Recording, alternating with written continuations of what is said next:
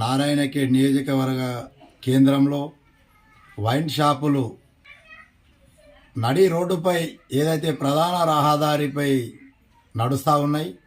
దీనివల్ల అనేక మంది విద్యార్థులకు కానీ వాహనదారులకు కానీ ట్రాఫిక్ కానీ అంతరాయం కలుగుతూ ఉంది.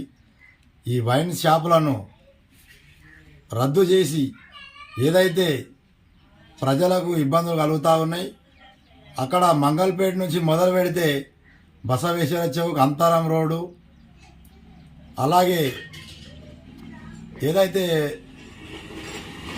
నడి మధ్యలో నారాయణఖేడ్ నడి మధ్యలో ఉండడం వల్ల ప్రజలకు తీవ్ర అంతరాయం కలుగుతూ ఉన్నది.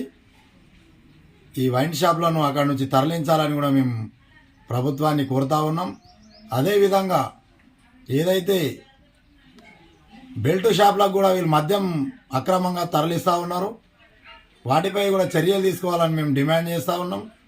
ప్రజలు అనేక మంది మద్యానికి బానిసై పుస్తెలతాళ్ళు అమ్ముకుంటూ, బంగారాన్ని కుదబెడుతూ, భూములను అమ్ముకుంటూ తాగి రోడ్ల మీద పడతా ఉన్నారు.